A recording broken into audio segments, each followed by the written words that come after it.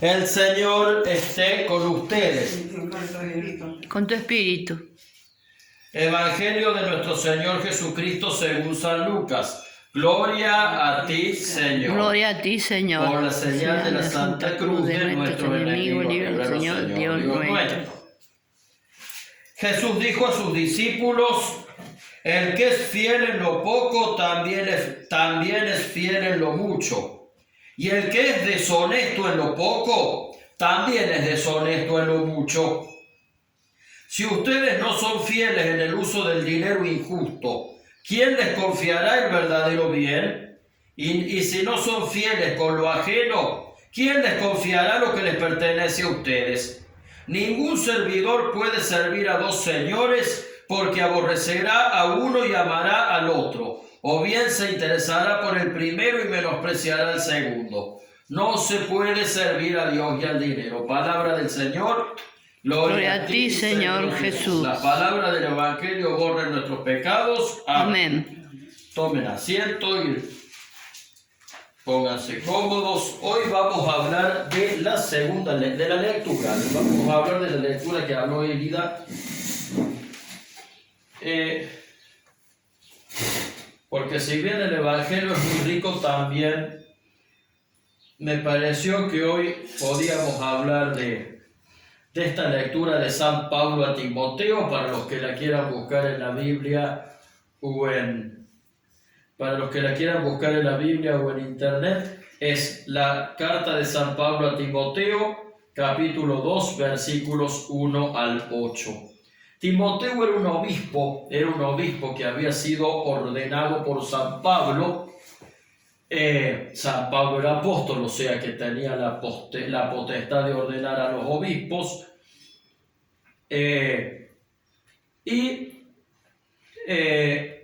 San Pablo le decía como Timoteo era obispo, San Pablo le enseñaba cómo tenía que hacer para dirigir a la comunidad, sobre todo porque a Timoteo se le criticaba mucho el hecho de que era un obispo muy joven.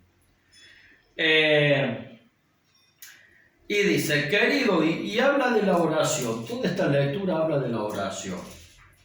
El otro día, para el Día de la Virgen de los Dolores, comentamos ¿qué era lo que comentamos sobre la Virgen de los Dolores? ¿Qué hicieron en la casa de Sofía después? A ver. Hicimos ¿cómo se dice la palabra? Devoción. La devoción a cada dolor de la Virgen. A cada dolor de la Virgen hacíamos en cadena, uno cada uno. Entonces le decíamos cosas, le pedíamos cosas, le agradecíamos cosas y decíamos que estábamos haciendo la devoción, y así todas las tres. Y después rezábamos un Padre Nuestro, una Ave María, y 3 Ave María y un Gloria. Pero primero de todo, antes de empezar, rezamos el pésame. Muy bien. Estuvo muy lindo, muy emotivo, muy, muy lindo. La verdad que nos emocionamos un montón, más por Sofía, porque ella está tan mal que ella empieza a pedir y a decir y está continuamente hablando, le encanta, ella revive cuando vamos a rezar. Y bueno. Bueno, Sofía me decía lo mismo, y era un poco contar este testimonio para ver los efectos que la oración hace en las personas. Sí. Y quise aprovechar para predicar sobre esta carta, precisamente porque la carta habla de la oración y de lo importante que es la oración en la vida del cristiano. Dice San Pablo: querido hijo, ante todo te recomiendo que se hagan peticiones, oraciones, súplicas y acciones de gracias. Acá dice, sí, un poco el tipo de oración: pedir, agradecer, ¿sí? Lo cierto es que cualquier modo de oración está bueno. Hablar con la Virgen, nosotros hablábamos y después le decíamos cosas que nos venían a decir. Pero realmente, primero no querían, porque si no, pero tenemos que rezar. Digo, hoy el Padre dijo que como es el Día de la Virgen, podemos hacer esto, digo, de homenajear a la Virgen así, de esta forma, digo, hacemos esto. Y bueno, y después estaban contentos. Bueno, ojo, Muy que lindo. yo lo que le dije fue una sugerencia. Fue No, una propuesta. no, pero a mí me encantó. Bueno. Yo se la propuse a ella y después sí, después todas contentas. Bueno, dale. Bueno, me alegro. Ay, apáguenmelo. Ah, Apáguenmelo. Está ya. Y lo apago. Sí.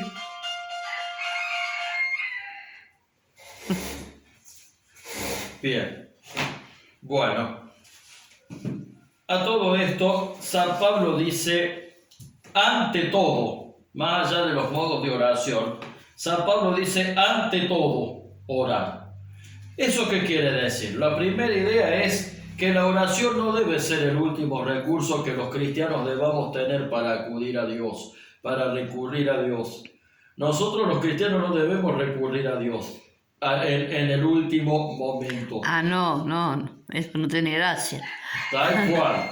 Ante todo significa que a Dios hay que acudir ¿cuándo? Siempre. Siempre. Siempre. Yo por ejemplo, tengo San Expedito y cuando se me pierde una cosa, voy, le pido y le rezo un Padre Nuestro y Ave María y bueno, y me hacen encontrar la cosa. Pero cada vez que yo paso por ahí adelante digo, no es justo que yo le rece cuando le pierdo algo. Entonces me pongo y le rezo también. Exactamente. Sí. Hay que orar siempre y ante todo. Primero orar y después hacer las cosas. Sí. ¿Por qué? Porque no nos tenemos que olvidar que la obra que venimos a hacer al mundo es el reino de Dios, es hacer la voluntad de Dios, incluso en lo más pequeño, incluso en lo más cotidiano. Sí. Todas nuestras obras deben ser orientadas a hacer la voluntad de Dios, a buscar el reino de Dios. El domingo pasado y el anterior al domingo pasado, la última misa que se había hecho acá en lo de Nelly, habíamos dicho que a Dios había que ponerlo en qué lugar de la vida, en el primer lugar. Bueno, poner la oración como primer recurso de nuestra vida es poner a Dios en el primer lugar. ¿Para qué? Para que nuestra vida sea vivida según la voluntad de Él y según la misión que Él nos dio. Por eso, la oración ante todo. O sea, que la oración no sea el último recurso, que la oración sea el primero. ¿Sí? Ahora viene por quiénes debemos orar. ¿Por quiénes debemos orar? Dice, por todos los hombres, por los soberanos y por las autoridades, por todos los seres humanos, por toda la humanidad, por los soberanos y por las autoridades. Y esto no tiene que ver con color. A ver, por todos los seres humanos, por la gente que queremos y por la gente que no queremos. Sí. Por la gente que nos quiere, pero también por la gente que no nos quiere. Por las autoridades.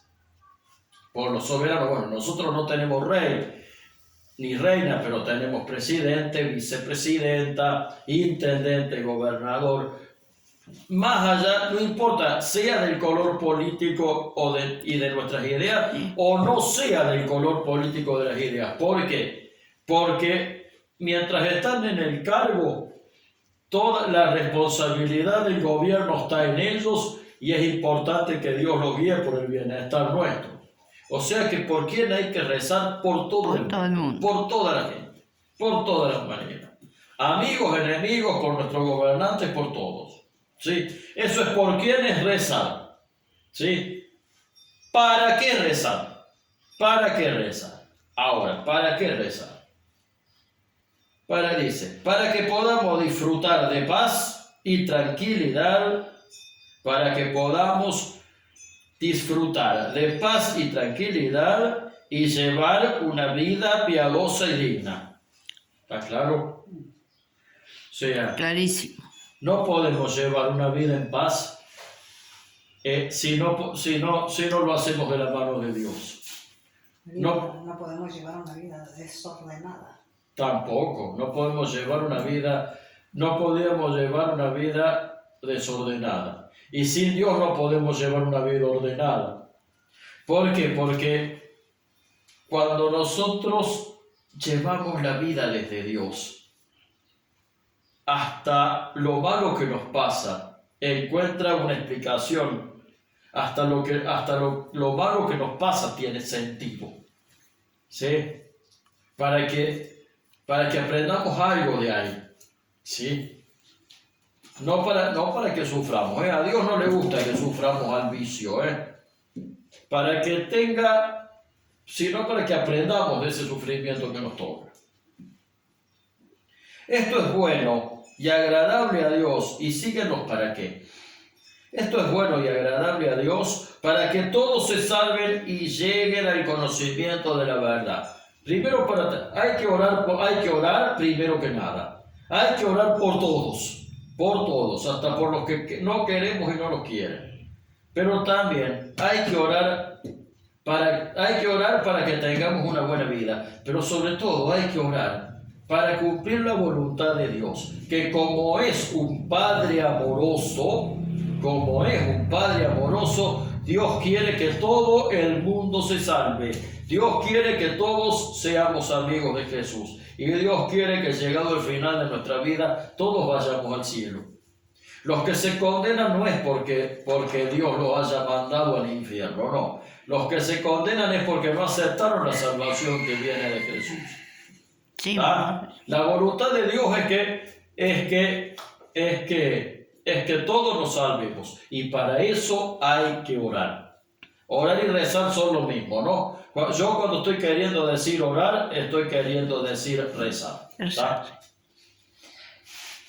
O sea, orar primero que nada. Orar por todos, orar para tener una buena vida y para ir al cielo. ¿Por qué? Porque la oración es nuestra relación con Dios. La oración es nuestra relación con Dios. Hay un solo Dios, dice San Pablo, y un solo mediador entre Dios y los hombres, Jesucristo, hombre él también, que se entregó a sí mismo para rescatar a todos. Esa es la gran razón por la que Dios quiere que oremos, para que nos salvemos. Porque dice, hay un solo mediador, porque entre Dios y los hombres, Jesucristo, que entregó su vida muriendo en la cruz para limpiar a la humanidad de todos sus pecados, y para que creyendo en Él y orándole a Él, nosotros seamos salvos. Por eso hay que orar. ¿Sí? De acuerdo. ¿Sí? Está claro. Por eso quiero que los hombres oren constantemente. O sea, orar siempre. Oren constantemente levantando las manos. Es decir, acá voy a hacer una aclaración. Si bien el gesto de levantar las manos para orar es uno de los gestos que se usan, San Pablo no quiere decir que tengamos que estar todo el día rezando así, en esta postura. ¿Sí? Es una figura que usa. ¿Por qué? Porque no podemos estar todo el día recitando oraciones y con las manos levantadas, porque no haríamos las cosas. No. Dice con las manos en alto, para simbolizar. Las manos en alto primero significa las manos limpias, las manos puras. Pero también significa las manos, cuando nosotros abrimos las manos, esto se llama actitud de recibir. Actitud de recibir lo que venga de Dios.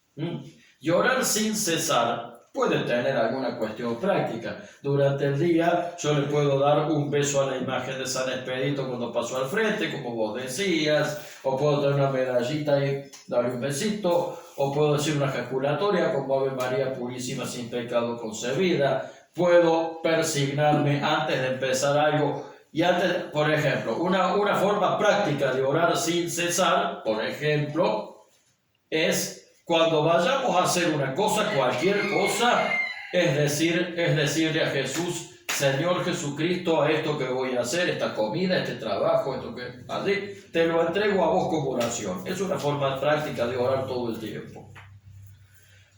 Pero orar sin cesar significa estar mantener la vida en Dios, pensar en Jesús, estar en comunión con Él. ¿Sí? Pero de lo que no queda duda en esta lectura tan clara es lo fundamental que es la oración para la salvación. Orar antes que nada, como primer recurso, no como último recurso, no cuando las papas queman, sino antes de poner las papas en el fuego. Y de paso nos damos cuenta si Dios quiere que pongamos las papas en el fuego, ¿viste? Porque por ahí las papas queman porque Dios no quería que cocináramos papas.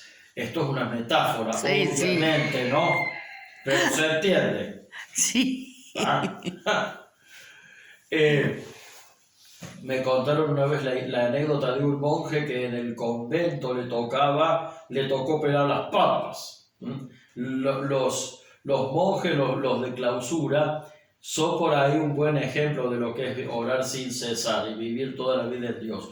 Y dice que el monje, cada vez que iba a pelar una papa, la revoleaba para el cielo y decía: ¿por qué usted levanta la papa al cielo? Dice. Y yo se las entrego a Dios, no sea cosa que cuando me muera se abra el cielo y me caigan todas las papas encima. Bueno. O sea, esa metáfora debe decir qué tanto está nuestra vida sujeta a la voluntad de Dios y a la comunión con Dios. Por eso, orar ante todo. Orar por todos, porque Jesucristo nos vino a salvar a todos. La gente buena, 100%, de la misma manera que no existe la gente 100% mala, tampoco existe la gente 100% buena. Todos tenemos un muerto en el placar, dijo un amigo mío. O sea, todos tenemos un defectito. Nosotros vivimos por la gracia y la misericordia de Dios. Así que orar por todos. ¿Y para qué? ¿Para qué orar? Para que tengamos una buena vida y para que podamos llegar al cielo. ¿Está claro?